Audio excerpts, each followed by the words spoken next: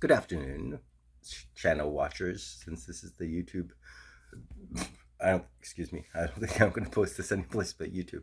Anyways, this is going to be a way different video than my usual videos. This is not going to be about, this is tangentially about physics, but this is a story from my life. Yes. So when I was young,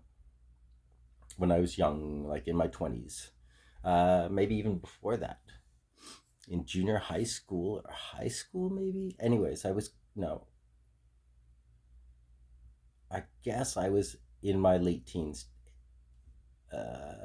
just out of high school, because one of my friends went to university, directly into university, and there he met some people, and these people introduced him to stuff. And one of the things that they introduced him to was Wilhelm Reich. And my friend introduced me to Wilhelm Reich, and I read it, and I was thoroughly intrigued. It's just very interesting work. And wait, yeah, I was supposed to prep this, but So Wilhelm Reich, yeah.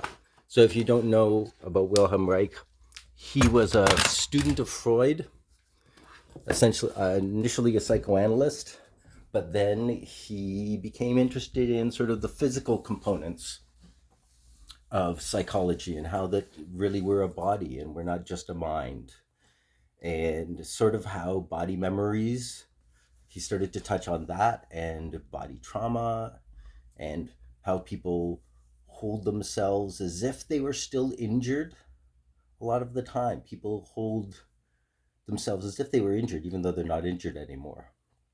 And I strongly recommend profound massages for everyone all the time. Give them friends. It used to be a beautiful thing we did back in the day. It's been a while. Anyways, so where are we? Wilhelm Reich. So selected writings is a good start. I don't have much of a. Somehow I lost my library of his work, but you can always find it usually. So, cancer biopathy.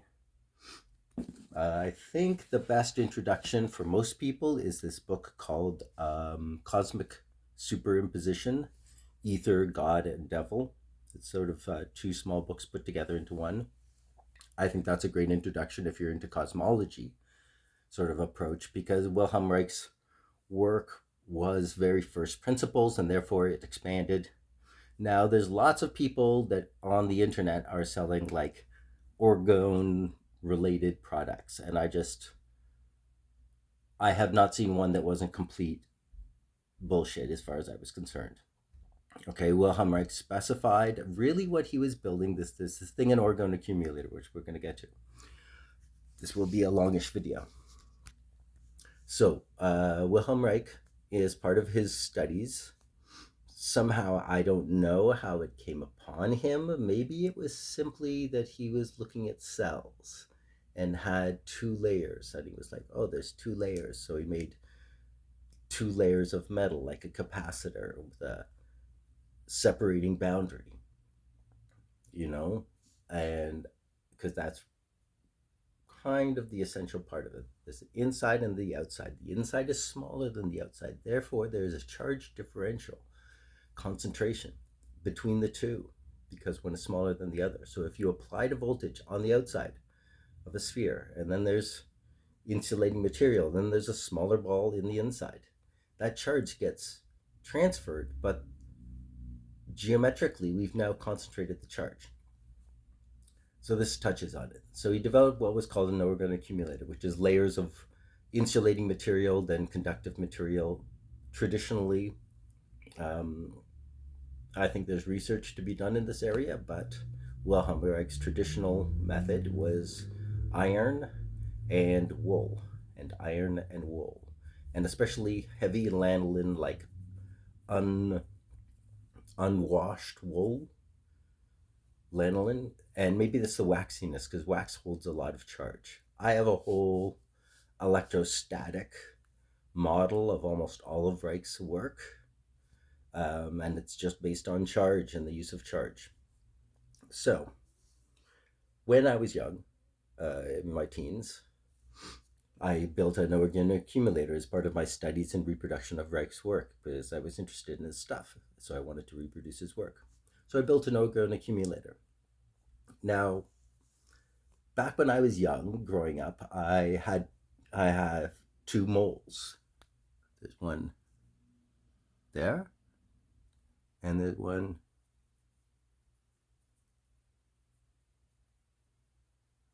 I even have trouble finding it with that one. Oh, there and there.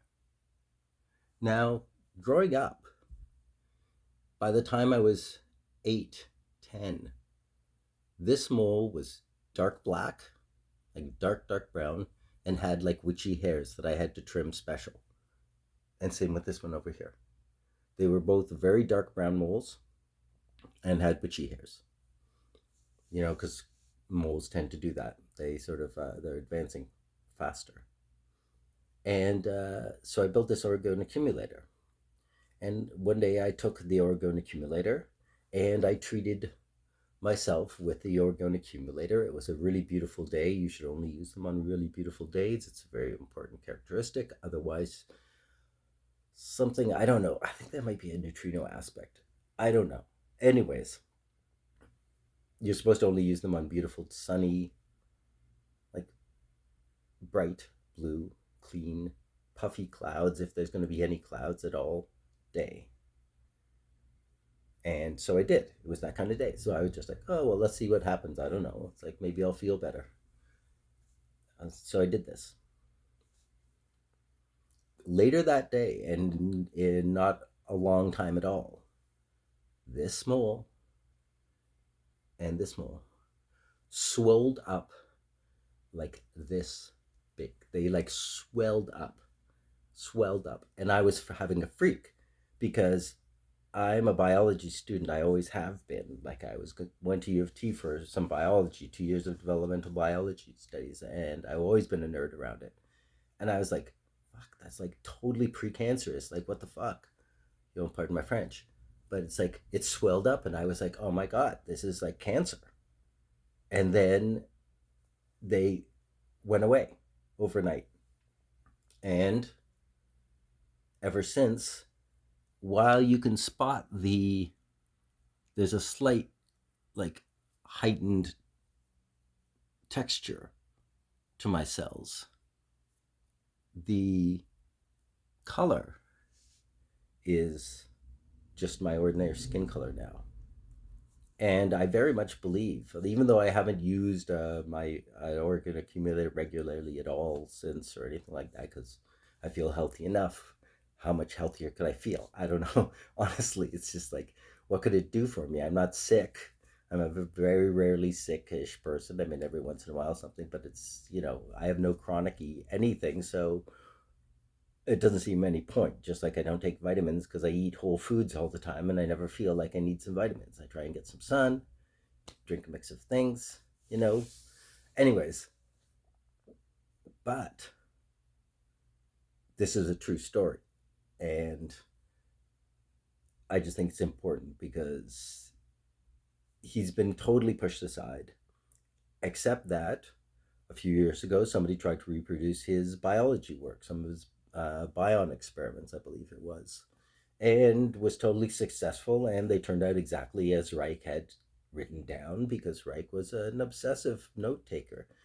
He wasn't looking for, the miracle. He was a very methodical scientist, but he wasn't going to ignore where it led.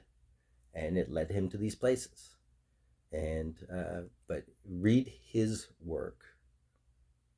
Read his work. And my friend Jason did a takedown of Reich and how, I don't know, people associated with Reich abuse and all kinds of things, and maybe that's true. But even like, it is what it is. The science or what his thoughts were, what they were. I don't think we need to always throw out, like, you can't throw out every single person because they were this or that, because I don't think we could find a Greek that we should be reading, probably, if we really were doing a deep dive. So let's not do that at all. And let's look for the gems where we can find them, even if it was the pig that shit it out. Okay, so anyways, yeah, I just wanted to tell that story because I was reminded of it the other day when I looked at myself and I was like, oh man, remember how those used to be dark brown witchy things? And then I was like, oh yeah, and then I put the orgone accumulator in my mouth and they swelled up and disappeared. So anyways, that's a story. Have a beautiful day, and yeah,